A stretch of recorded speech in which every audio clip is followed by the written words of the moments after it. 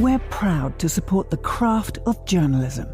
UBS brings you the latest news from around the world with The Globalist on Monocle Radio. Be part of an international network that brings together leading insights, research, and technology across 24 time zones and 12 key financial hubs, with you at the center of it all. UBS. Advice is our craft.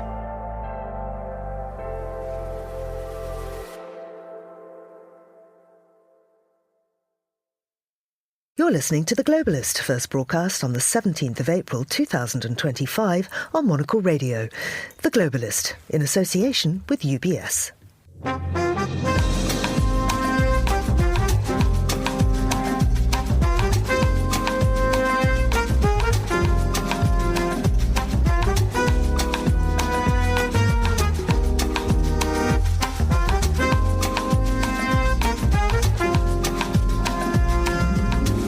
Hello, this is The Globalist, broadcasting to you live from Midori House in London. I'm Georgina Godwin. On the show ahead... I love Italy, and Italy is a very important nation. We have a wonderful woman as your leader. Meloni meets MAGA. What will transpire from the Italian Prime Minister's tête-à-tête with Trump? Europe's defence priorities are shifting as Swiss troops train abroad for the first time in 30 years. We'll ask what this means for global security.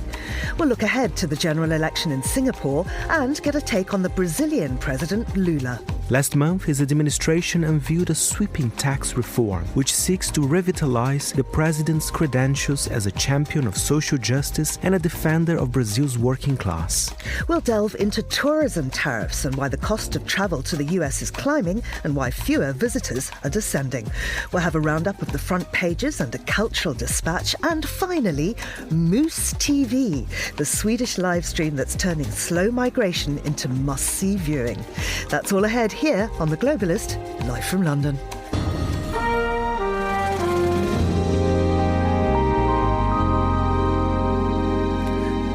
First, a look at what else is happening in the news. Israeli troops will remain in the buffer zones they've created in Gaza even after any settlement to end the war, as efforts to revive a ceasefire agreement falter. Ukraine and the United States have made substantial progress in their talks on a minerals deal and will sign a memorandum in the near future. And the US Department of Homeland Security said Harvard University will lose its ability to enroll foreign students if it doesn't meet demands from the Trump administration to share information on some visa holders. Do stay tuned to Monocle Radio throughout the day for more on those stories. Now, Italian Prime Minister Giorgia Meloni arrives in Washington today to meet with Donald Trump. She's the first European leader to visit the White House since the Liberation Day tariffs were announced. Meloni's established a personal relationship with Trump, who called her a fantastic leader and a person.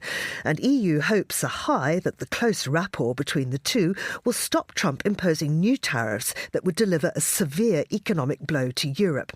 Well, I'm joined now by Amy Kasman, Rome correspondent for the Financial Times. Amy, many thanks for coming on the show.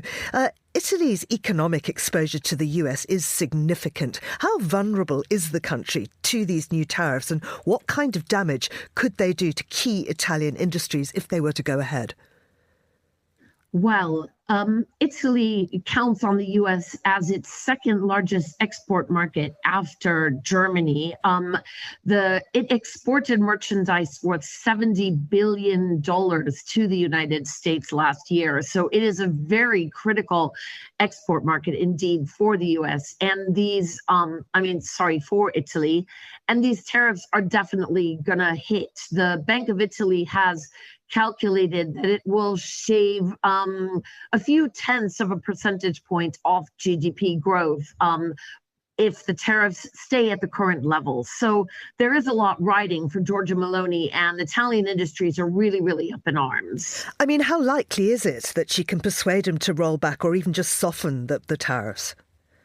Well, I mean, that's really the thing. So right now, since the Liberation Day, when Donald Trump initially announced 20% tariffs on the EU, he did already roll them back somewhat. So at present, he rolled them back for 90 days and said, okay, I'm not going to do 20%, I'll do 10%. So as of now, Europe already has an extra 10% of tariffs on all its goods. Plus, there's also 25% of tariffs on automotive and steel, which are also important exports for Italy to the US. And he's also threatening tariffs on pharmaceuticals.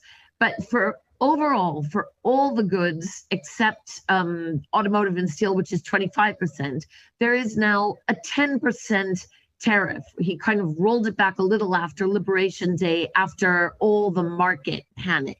So right now, Italy has an additional 10% on its exports to the US that it didn't have, on April 1st. That's already causing a lot of concern. And the threat is that if the EU doesn't negotiate a deal with Washington, he's going to roll it back to 20%, meaning roll it up, return it to 20% after the 90-day period, which is supposed to be for negotiating. For Meloni, this is very, very tricky because, in fact, as an EU member state, Italy really doesn't have the power to negotiate with Donald Trump bilaterally. Tariffs on the EU are an EU competency. It's not up to the individual member states to negotiate. But Meloni does have a good relationship with him. She's met him a few times. She was the only leader to attend his inauguration, and she's kind of going there hoping to persuade him, to charm him, to encourage him to reconsider the whole tariffs on all of the EU by emphasizing how much damage this is going to do to Italy, her country, which he claims to love. I mean, she did speak to Ursula von der Leyen ahead of the trip, but there's been a lot of pushback from some EU leaders. Why is there such discomfort in Europe about her being the one to talk to Trump right now, apart from the fact that she doesn't have the mandate, but it seems to be more personal than that? Yes, I mean, Meloni, of course, comes from a far-right political background and has a history of being very, very anti-Europe. I mean, at a certain point in time, I think she kind of was calling for Italexit. She's always been, in the past, during her many years in opposition, very, very vocally critical of Europe, critical of European bureaucrats. So she was seen as someone who was anti-Europe, anti the EU project. But the reality is that in power, since coming to office, she has seriously toned down and pretty much abandoned that kind of rhetoric. She is, of course, at times critical of regulation and policies, but in fact, she's proven herself to be very pragmatic, very much a member, an engaged member of the EU who negotiates, and she's built a rather strong, functional working relationship with Ursula von der Leyen. So she has indeed been coordinating this visit with Ursula. There's been a lot of discussions, but there are rivals in Europe who don't, she has a very high profile in Europe, and there are other leaders in Europe that may not, always appreciate that or feel resentful. There's a lot of personal rivalry between her and Macron. There's no love lost between the two of them, either politically because of their ideals, but also personally. But I think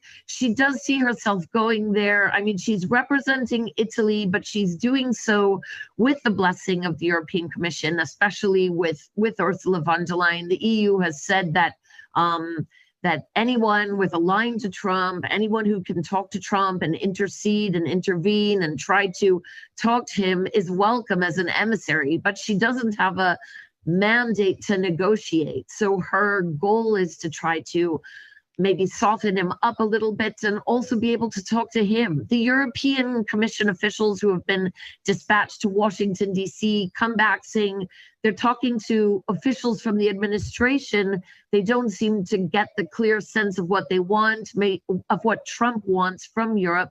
Maybe the officials themselves don't know. The advantage of Meloni going there is she gets to talk directly to Trump and try to find out what's on his mind. And I think at the top levels of the European Union bureaucracy, that is appreciated. If she fails to shift Trump's position, I wonder what the political and economic consequences, both for Italy, but also for Meloni standing at home and in Europe, will be.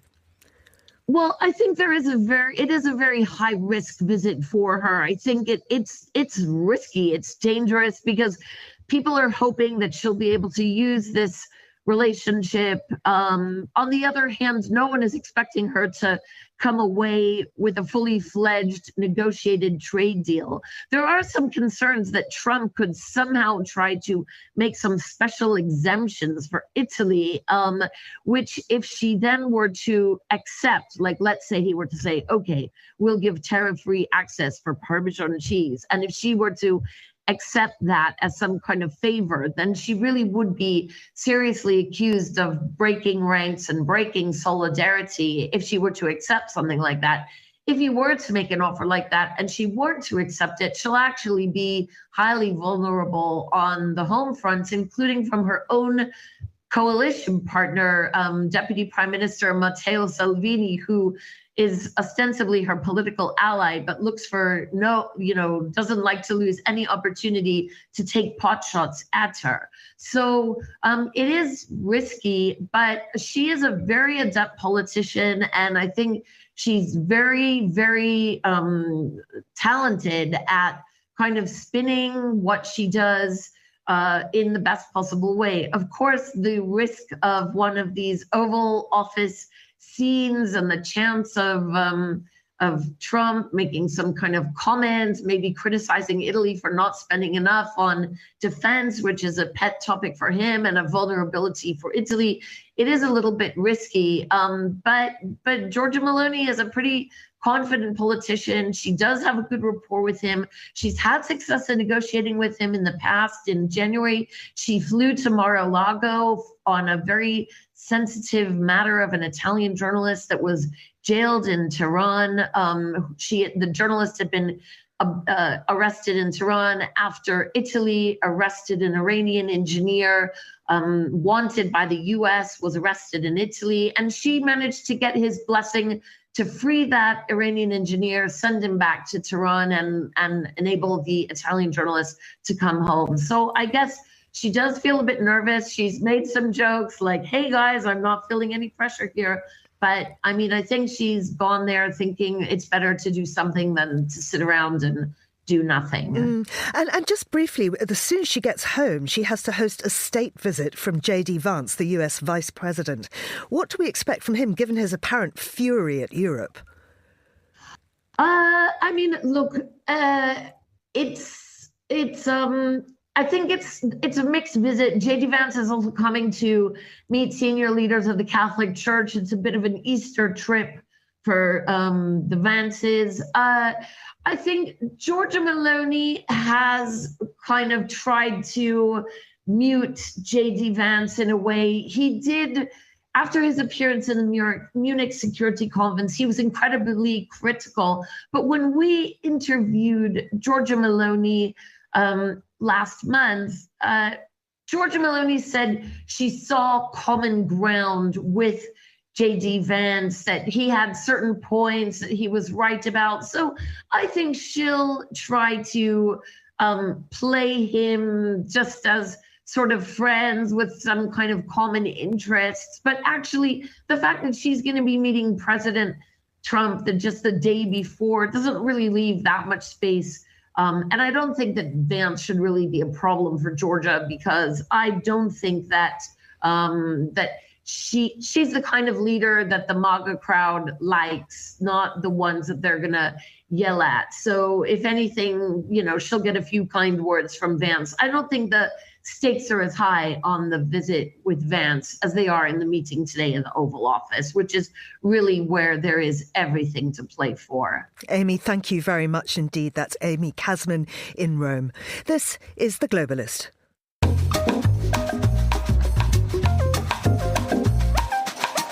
It's 8:13 in Zurich, 7:13 here in London. Europe's defence outlook is shifting.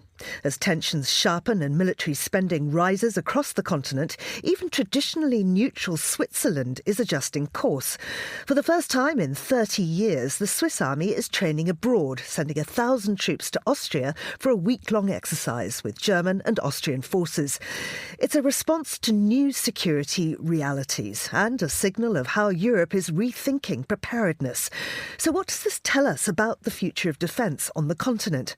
Well, to answer that, I'm joined by Michael Binion, who's a foreign affairs specialist for The Times. Michael, good morning to you and thanks for coming on the programme. Why is Switzerland's overseas deployment such a notable break with tradition? Well, because Switzerland has always looked after its own defence in a very self-contained way. The Swiss don't make alliances, famously, either political or military or indeed any other entanglement with foreign countries. And they trust their own defence to their own troops and their own army. And I think they now realise that each individual country isn't really in much of a position to assert its own total self-defence without cooperation from others. But Switzerland doesn't ever want to join, never has joined and never will join NATO, which is the pan-European defence shield for Western Europe. So instead of joining NATO, they're thinking of making individual, closer relations, particularly with our neighbours. And it works very well with Austria, which is also not a NATO member, also a small country, also worried about being close to the front line, closer than other countries, closer to Russia and the chaos in Ukraine. So I think the Swiss feel that this is an opportune moment to try to engage more fully and also train their army in a bigger setting. So what exactly will this exercise achieve? Well, it's hard to say, apart from the fact it will make the Swiss army more professional, give them more experience, learn to work alongside others, learn to work in a different environment. They haven't trained abroad before. The Austrians have a much larger training area.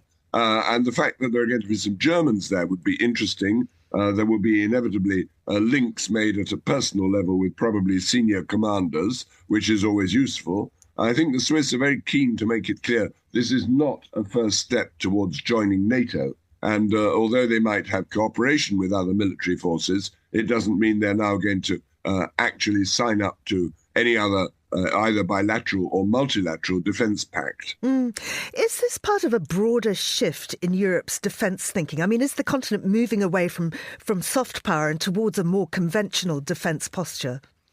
Oh, absolutely, yes. I mean, NATO has had to basically reinvent itself, go back to its origins, which were a defensive shield to stop Russian encroachment, or in those days, Soviet encroachment, when the alliance was set up to stop Russia pushing into Eastern Europe even further than it had done, and to make sure that the Western democracies were sufficiently robust to face any military challenge. Now, that challenge seemed to have faded away over the years, particularly as it seemed that the Cold War was coming to an end. There was a so-called peace dividend. But since the invasion of Ukraine, of course, NATO has had to wake up and change its posture quite considerably. And that means closer integration. It means returning to more active military measures. It means that NATO countries need to beef up their defence spending. And they've done all that. And it does look as though Europe is more serious about being a sufficiently robust force to deter any further Russian push anywhere else. Are you able to comment on what kind of scenarios European armies are now planning for? Because as we know, I mean, the way we conduct warfare is changing. Well, it's very difficult to say. I mean, obviously, cyber warfare and drones and, unmanned attacks are going to be much more to the front, and that NATO is going to have to be more inventive and flexible about the way it uses technology. We're not just talking about old-fashioned legions of soldiers marching towards gunfire. That is no longer effective or indeed wished for. I mean, it simply wouldn't work. So NATO's tactics have got to be flexible. They've also got to be more integrated. The problem with NATO is that it's a collection of national armies. It's not a single army. And there's the question of command and control and how you integrate not only the forces, but the equipment to make sure that everyone has standard interoperable equipment. so that anything on the battlefield would not suddenly find that each troop, each national group was using different weapons. So the actual tactics, well, I'm not a military expert to the point of knowing what are the tactics being planned, but they're certainly very flexible, and they're certainly not the same old tactics that one would have used in a conventional warfare in the 1950s. I mean, in the event of a war, then, how difficult will it be for countries like Switzerland that aren't members of NATO? Well, it depends what the threat to Switzerland is. I mean, during the Second World War, there was clearly a threat to Switzerland, but it never actually materialized. There was a threat that the Germans would, well, they had completely surrounded Switzerland, both with Germany and with the countries occupied and with Italy. So the Axis powers were all around Switzerland, which had to fend for itself. But in fact, Swiss neutrality was more useful to the Axis powers than invading Switzerland. And the Swiss have made it clear ever since that they will push, or that they will offer a very robust defense. I mean, Swiss military preparedness is extraordinary.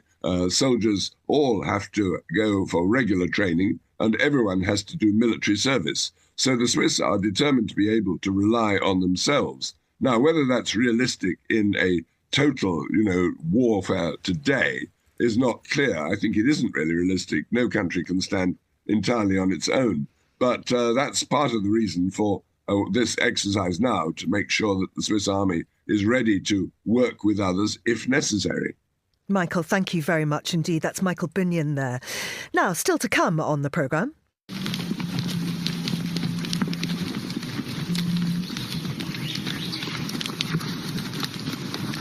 Yep, you might not have realised, but that was the sound of moose migration. And we'll find out why Sweden is in love with the live stream of it. This is The Globalist.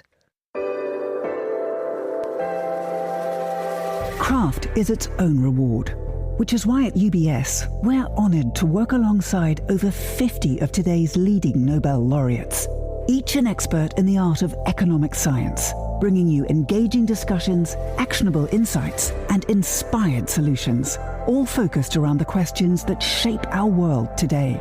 For a better outlook, find a Nobel perspective. UBS. Banking is our craft.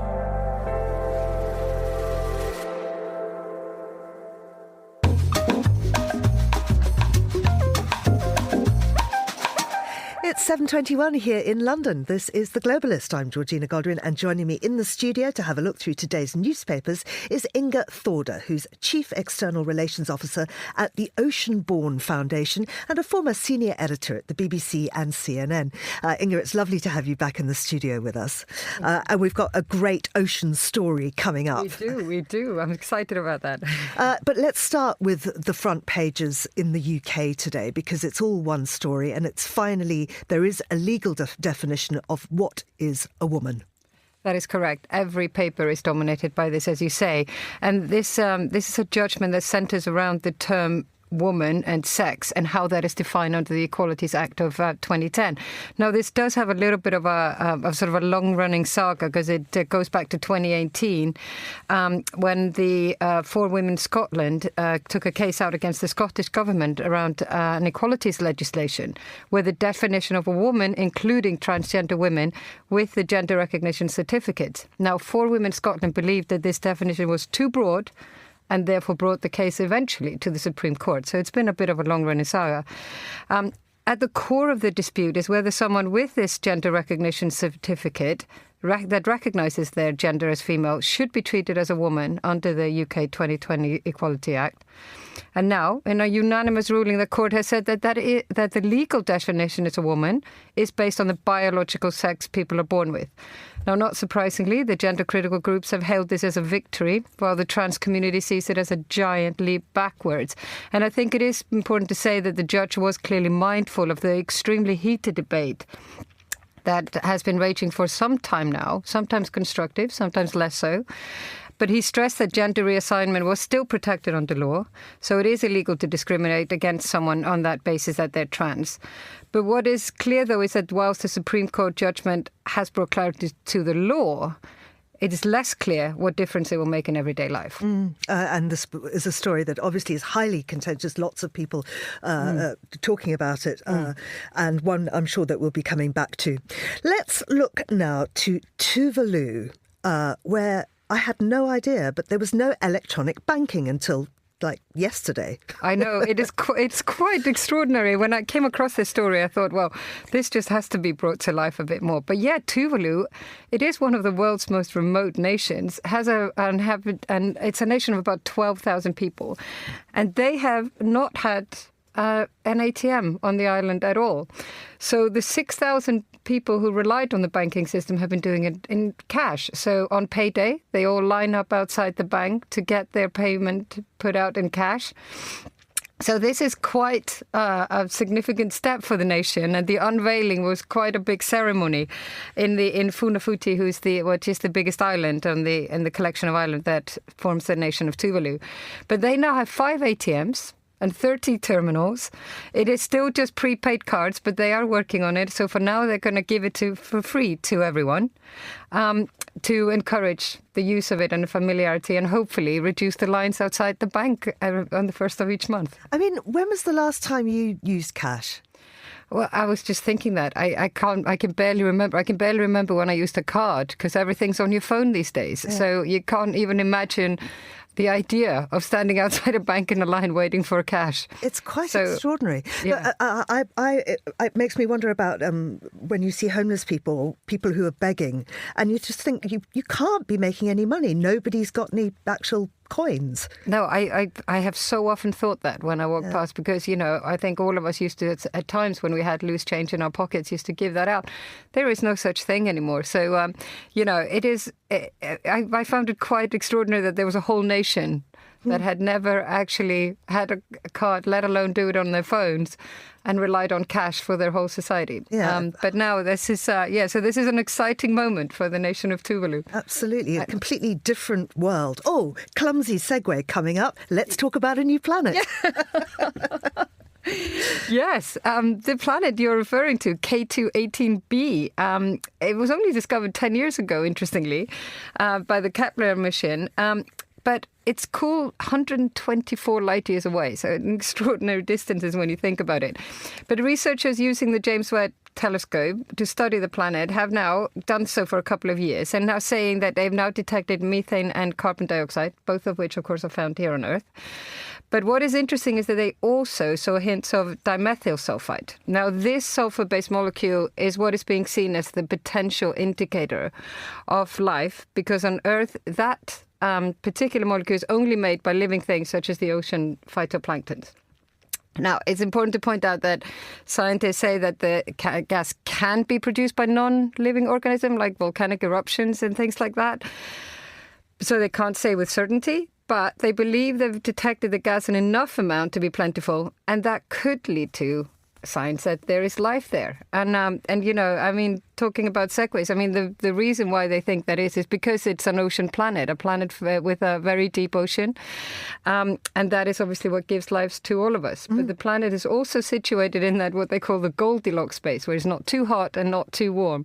But there's still a lot of research to be done, but there is just possible that there's another ocean world out there full of life. And let's talk about life in our ocean here. That's right. A giant squid has been filmed, but it was a baby, so it wasn't actually such a giant. No. That's just the name of the squid. Well, the name of the squid is colossal squid, so it's quite a large one. And yes, so the Smith Ocean Institute vessel Falcon 2 has been deployed in the South Sandwich Islands. And talking about remote places on Earth, that is an extremely remote group of islands just north of the Antarctica. And at 2,000 feet, their remotely operated vehicle discovered this juvenile squid just sailing or swimming past them, and it's because they can grow to up to 23 feet. And this one was considerably smaller. They believe it was a juvenile squid. So you can imagine if you'd seen it in its full size, how incredible that would be. But it up until now, it has never been seen in its natural habitat alive. So all scientists have gone by so far is when they've discovered it in the stomach of whales who have been where they found it. And it was first discovered in 1925 and formally identified as a species then. But it's an unprecedented footage, and the squid is called the glass squid. It's part of the glass squid family. So when you see the images, it's basically translucent. It's incredibly beautiful, and just amazing that we are still discovering these beautiful species, and discovering them, obviously, as an ocean person in their natural habitat is the best way to do it. So still much to come, and beautiful that we're still making discoveries both in space and ocean. Inga, thank you very much indeed. That's Inga Thordor there. Now, here's what else we're keeping an eye on today. Israeli troops will remain in the buffer zones they've created in Gaza even after any settlement to end the war, the Defence Minister Israel Katz said, as efforts to revive a ceasefire agreement faltered.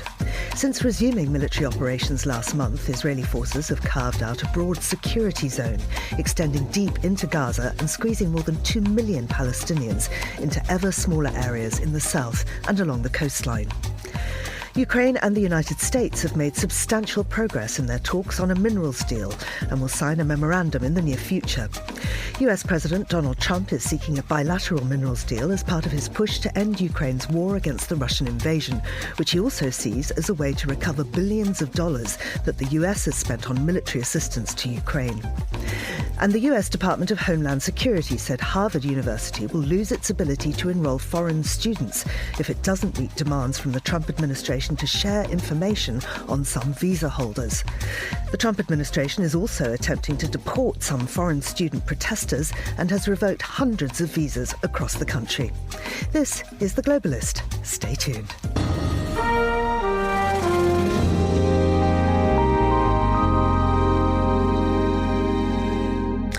Now, for a closer look behind the headlines, we turn to Brazil, where President Lula da Silva has one more ace up his sleeve ahead of next year's election. Here's Monocle's senior correspondent, Fernando Augusto Pacheco, with more.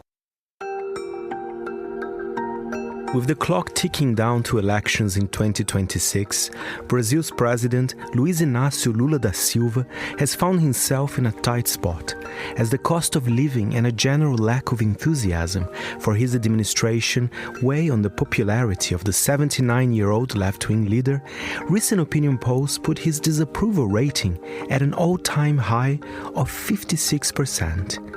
It is a far cry from Lula's first 2 terms in office between 2003 and 2010, when he was hailed by Barack Obama as the most popular politician on earth, with an approval rating above 80% at the end of his presidency. But Lula reckons he has an ace to play. Last month, his administration unveiled a sweeping tax reform, which seeks to revitalize the president's credentials as a champion of social justice and a defender of Brazil's working class. The reform, rolled out in perfect time to impact the polls in October 2026, proposes an income tax exemption for any Brazilian earning up to 5,000 reais, which is $750 per month. This means more money for the 10 million people who straddle Brazil's working and middle classes, including drivers, nurses, and teachers.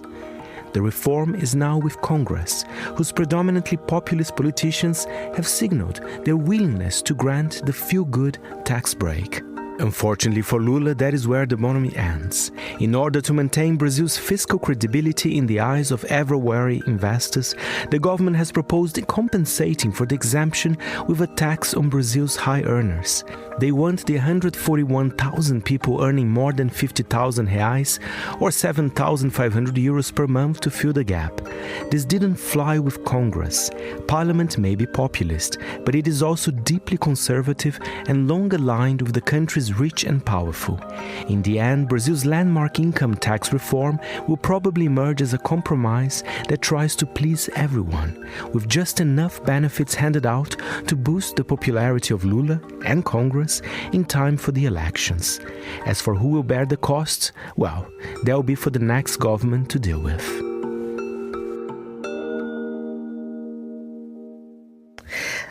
And that was Fernando Augusto Pacheco reading an opinion piece by writer Brian Harris. You can see the full story and get more from Monocle's editors and correspondents by signing up for our free daily newsletter at monocle.com/minute.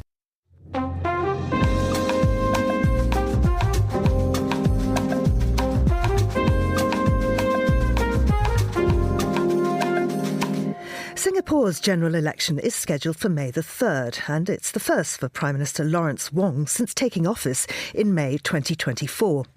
The ruling People's Action Party, or PAP, saw a significant drop in its vote share in the 2020 election. Meanwhile, the main opposition Workers' Party made record gains with 10 seats, bringing increased attention to opposition forces.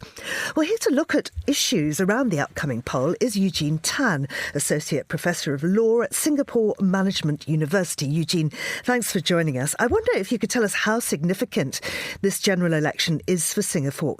What makes it different from previous votes? Thank you, Georgina. It's a pleasure being on the program.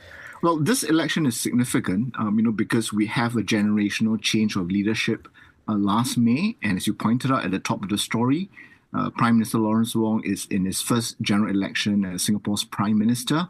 And the ruling party, the People's Action Party, has governed Singapore since 1959. But we are now looking at a political landscape that is increasingly becoming more diverse as well as competitive. Voters, I think, are increasingly looking at whether the one-party dominant system, right? Currently, the PAP, at least in the last parliament, held 89% of the elected seats. So I think, there will be this issue of how can we better strengthen Singapore's system of governance. And there are also many other issues that voters are grappling with. What are some of those issues? What policies will the candidates campaign on, and what are voters most concerned about? Well, as with most other general elections in Singapore and perhaps in many other parts of the world, bread and butter issues. And by bread and butter issues, I'm referring, to concerns with cost of living, job insecurity, public housing affordability and accessibility. And I think for this general election, immigration could come to the fore. We have in Singapore, out of a population of 6 million people in the island, slightly more than 2 million are immigrants. And so those are concerns, to voters, because they all feed into bread and butter concerns about whether they will be able to afford the good life. But I also think, Georgina, in this particular general election, international issues, such as the conflict in Gaza, as well as Trump's tariff war, could feature in the minds of some voters. I don't think it will determine the outcome. But why would voters be concerned? I think simply because Singapore has close ties with both Israel and America, and some voters, probably take the view that the PAP government, ought to do more, than what it is doing. So I think there are, a variety of issues, and different voters will be concerned with different issues, but it's really up to the political parties, to demonstrate that overall, they are the best fit for the government, that Singapore needs, for the next 5 years. And just briefly before we go, how far do the two main parties differ on those foreign policy issues? Not very far, Georgina. I think, we all recognize, for example, both parties, right? Here we're referring to the People's Action Party as well as the leading opposition Workers' Party.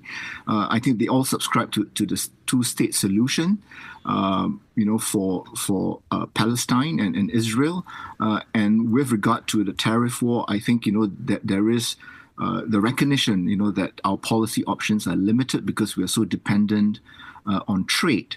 And so it's really in the nuances, right? How we're going to go about dealing with these issues, and whether, having more opposition in Parliament, would result in better and more robust decision-making as well as checks and balances. More opposition in the Parliament, but not a win by the opposition. I think the PAP should come home winners. But I think the big question really is whether their popularity vote, the number of seats that they would hold, would that see, further erosion? And that really, I think, would be the headline figure for 2025 general election in Singapore.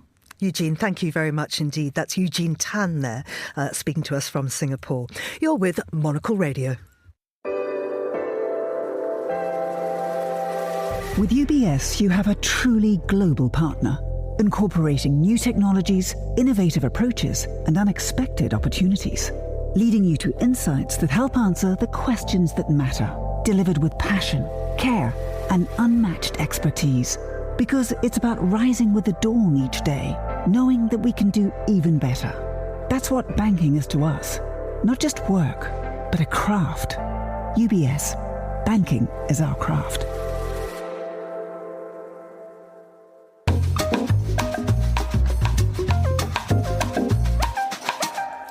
The United States is the world's most powerful travel and tourism market, worth $2.36 trillion. But in what's been dubbed the Trump slump, new figures show visits to the US from overseas fell 11.6% in March compared with the same month last year, and international arrivals from China were down nearly 1%. Tourism Economics, a travel forecasting company, has revised its annual outlook from a 9% increase in international arrivals to a 9.4% drop. So, what's behind this? Well, we're joined now in the studio by Ash Bhardwaj, who is a journalist, a travel expert, and the author of Why We Travel. Good morning to you, Ash. Good morning, Georgina. Thanks so much for coming in. Let's start with those numbers. How significant is this drop in international arrivals to the US, and what's driving it? Well, America is the number one tourism economy in the world, and the reason is that it's got a real diversity of cities and landscapes and excellent infrastructure. So you can see why the World Economic Forum rated it number one. But if you think about why people travel, the idea of the book, there's a bunch of different reasons why you leave home, and then there's a bunch of different reasons why you pick a place that you're going to. Now, we know that economic downturns always have an impact on how we travel, but we always seem to prioritise it, whether it was Brexit, the pandemic, COVID, we always make an effort. What we do from the UK when the economy goes down is we tend to travel more locally. We tend to spend less on budget holidays, or spend more on budget holidays, so places like the US decline. But what is different this time is the sentiment, which is really important in how we choose where to go. Now, politics alone isn't enough. The election of Giorgia Meloni in Italy didn't decrease the number of people visiting Italy. But America is distinct. It is the global superpower, so it does have an impact on why people would go there. And the things that Trump has been doing are different this time to Trump 1. So when Trump was last in power, there was, in his first year, there was a 4% decline in visitors to the United States. But this time, his allies are the target, well, America's allies are the target of tariffs, but in particular, the way he's addressing foreign policy, the way he treated Zelensky when they were in the Foreign Office, his response to Ukraine, which matters a lot to Europe, the way he's been speaking about Greenland and Denmark, these really affect the way people choose to view the United States. And for visitors who are steering clear of the States, what are the destination dupes? Who's benefiting from this shift? Canada is the first one that benefits. So we've already seen a 20% drop of visitors from Canada and Mexico going to the US, 30% down on bookings for the year. But Intrepid, the travel company, have seen an 8% decline of visitors looking to book for the US, but an 8% increase for Canada. That's internationally. So people are looking to Canada instead. And the main reason is they've got remarkable national parks. Now, the places in America that are going to be suffering the most tend to be those smaller communities. Visitor numbers to Florida probably won't change. But it's things like, Intrepid do this amazing trip with a Navajo guide in Arizona, and they do another trip with the Blackfoot tribe up in Montana. Those are the trips that are probably going to be affected. In Canada, you do have Indigenous cultural tourism as well in these remarkable places, whether that is Banff National Park, or you could do the Trans-Canada Highway rather than doing Route 66. There's a lot of options in Canada. And from a journalistic perspective, how's the narrative around travel to the US evolving? Is the perception problem catching up with the practical one? Yeah, I think so. I was speaking to a journalist that regularly visits the US the other day, and he was telling me that on arrival, he thought he had about a 25% chance of just not being allowed in, partly because of places that he'd visited before. I think these stories about the border are the ones that are actually going to have the biggest impact. Long term, it's the fact that you heard about the Welsh backpacker that got detained, literally put in chains and held in prison for 12 days. There was a French scientist who was going out for some work in the US who was prevented from entering because of some social media posts he's made about Trump. And people with green cards being deported and sent to El Salvador. These, I think, are the stories that are going to really make people hesitate. I wonder, though, if the value of the dollar perhaps has a mitigating effect. I mean, it's fairly cheap to travel to the US right now. Definitely. 2 years ago, it was $1.08. I think now it's $1.33. So your money goes further. However, the clearest impact of tariffs are going to be seen on inflation in the United States. So even if your pound gets you more, you're going to be able to get less for each dollar once you get to the United States. So I think that might sort of be knocked out by that impact. And finally, what could this mean long term, and not just for the US, but for the global tourism economy as it adapts to these new travel patterns and a possible global recession, of course? So Paul English, who runs Kayak, which is another tourism company, feels that within just 2 months, Trump's managed to destroy decades of international reputation in the US, that it could be a generational impact on the US's reputation. And tourism is integral for soft diplomacy. It's how we learn about a place, how we build friendships, how we then build businesses and so on. I'm not sure if America will be able to regain that quickly. What it's probably done is accelerated some travel trends that were occurring already. So we're seeing more and more people wanting to visit Japan. We're seeing an increased popularity of train travel and slow travel in Europe. We're seeing an increased desire to go and visit the cities of Europe compared to just going to visit the US. And I think, going back to motivations, the idea of the book, inspiration and stories matter. And it was the stories of the US and Hollywood in the 80s that drove America's initial international tourism boom. Now, if the story about America is negative, well, other places will start to pick that up and pull tourists to them. Australia and New Zealand are seeing a big increase in tourists from Asia, for example. Ash, absolutely fascinating. Thank you very much indeed. That's Ash Bhardwaj. This is The Globalist on Monocle Radio.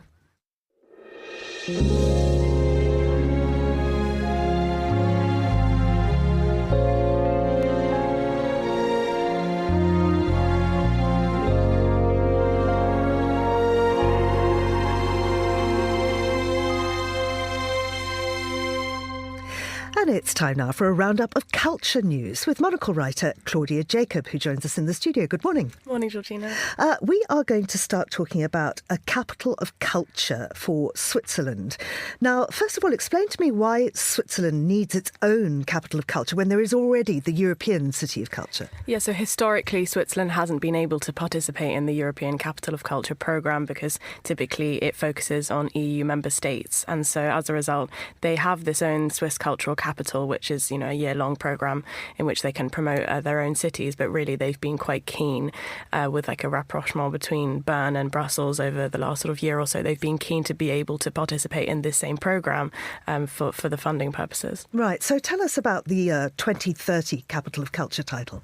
So there are 6 or maybe even 8 Swiss cities who are sort of in competition for it, including Lugano, Thun and Zug, who are all competing for this title. And this demonstrates that the concept is now recognised in the country, and it's really important because not only does it give them an opportunity to showcase their cultural and artistic traditions and history, but actually the Capital of Culture programme historically has been great at attracting tourists to the destination, to the host city, which stimulates economic growth, and it also can be quite a big catalyst for urban renewal within the city, which can actually improve the quality of life, not just in the year when the European Capital of Culture programme runs, but actually for some time afterwards. So it's important that they have the chance to participate if possible.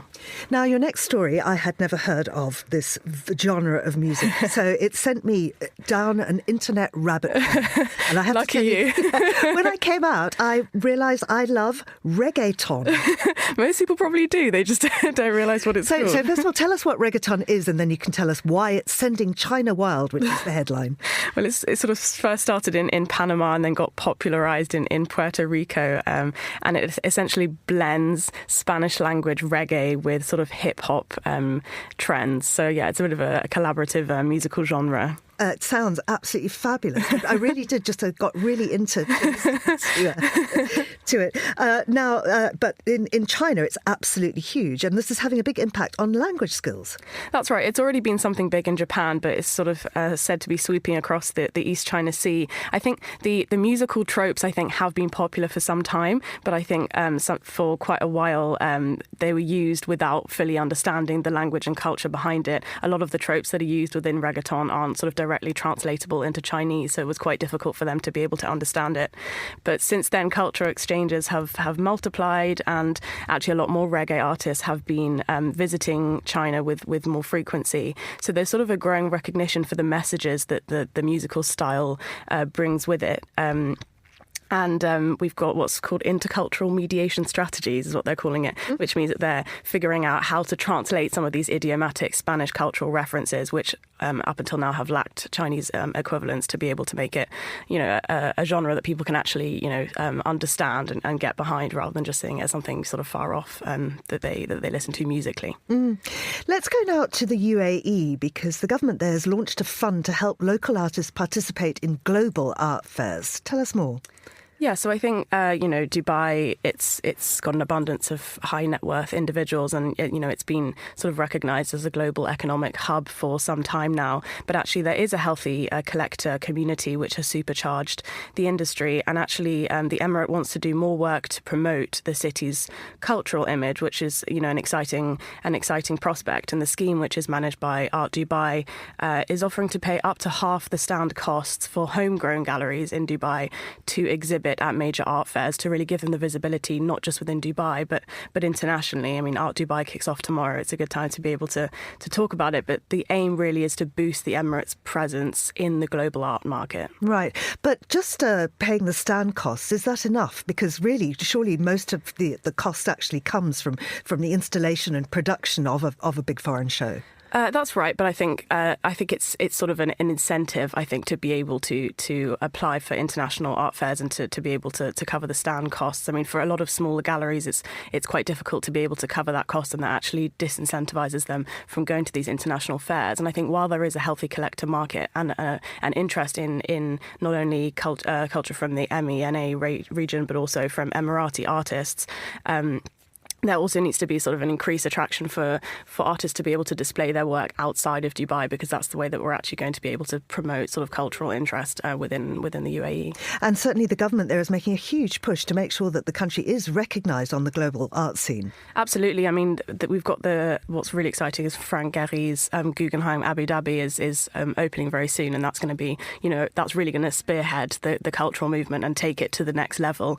But yes, there's an interesting art market there, and plenty of homegrown galleries who are doing interesting things, but we need to be able to recognise it not only in Dubai but outside of it as well. And as you say, Art Dubai opens tomorrow. It does. Very exciting. Claudia, thank you very much. Claudia Jacob there. This is The Globalist on Monocle Radio.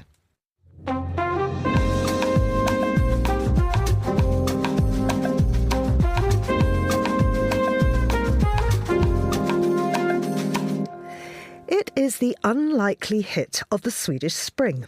A live stream of moose migrating north, watched for hours, sometimes days, by viewers at home and abroad. The great moose migration has become a surprise cultural phenomenon, part of a wider Scandinavian affection for slow TV, long meditative broadcasts of everything from train journeys to knitting marathons. But what's behind this appetite for stillness, and what does it say about modern media habits in the region? What makes the great moose migration such compelling viewing in a digital landscape built for speed and short attention spans? Well, Petri Bertsov is our man. He is Monocle's Helsinki correspondent, and he joins me now. Petri, slow TV's been around in Norway and Sweden for over a decade. What's behind its enduring popularity? Good morning, Georgina. I would also add that it's been around in Finland for at least 6 or 7 years, and of course, as you mentioned, in Sweden and Norway.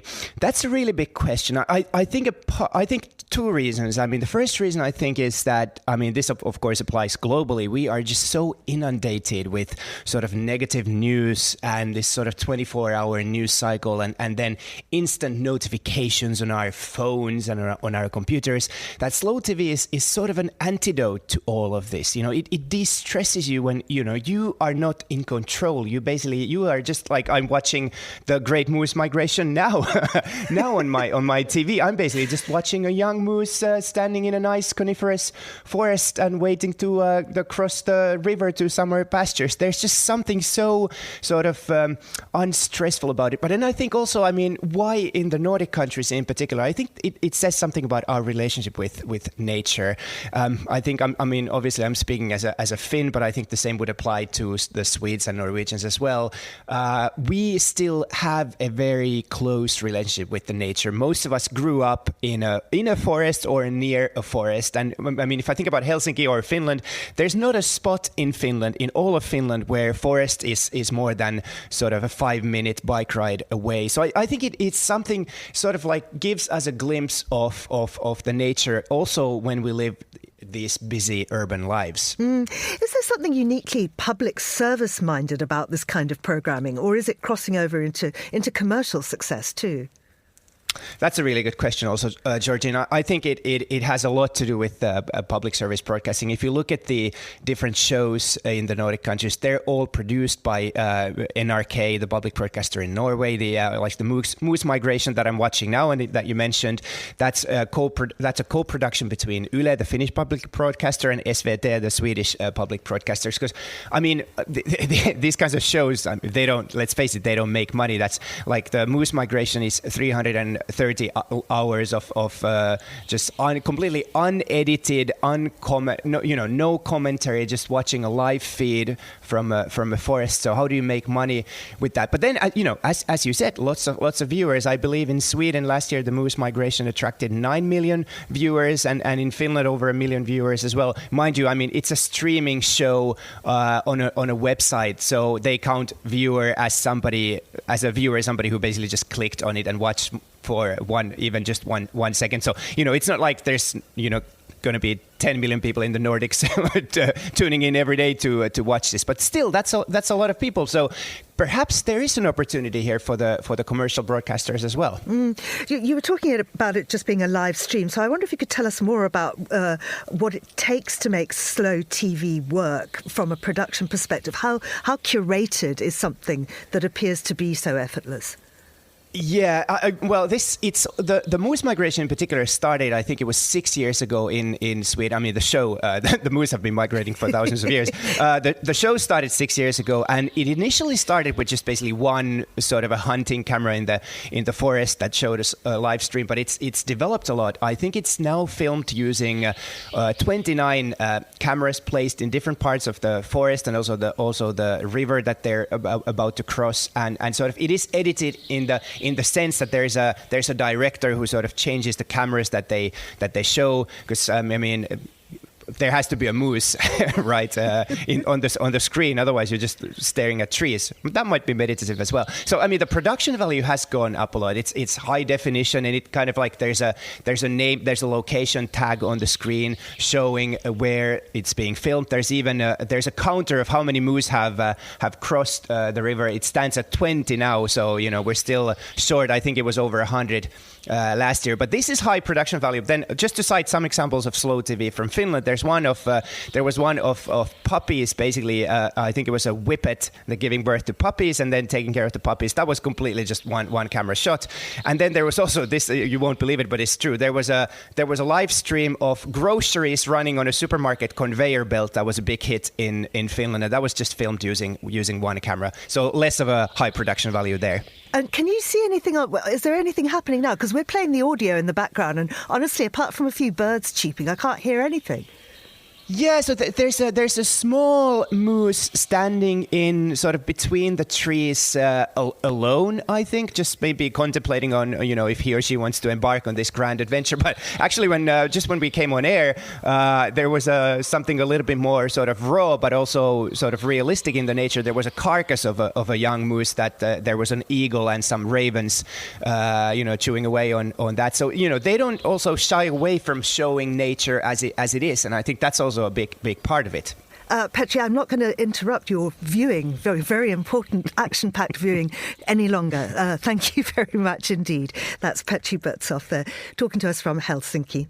And that's all for today's programme. Thanks to our producers Carlotta Rebello and Chris Chermak, our researcher Francesca Gilks, and our studio manager Elliot Greenfield, with editing assistance from Steph Chungu. After the headlines, there's more music on the way, and the briefing is live at midday in London. The Globalist returns at the same time tomorrow. I'm Georgina Godwin. Thank you for listening.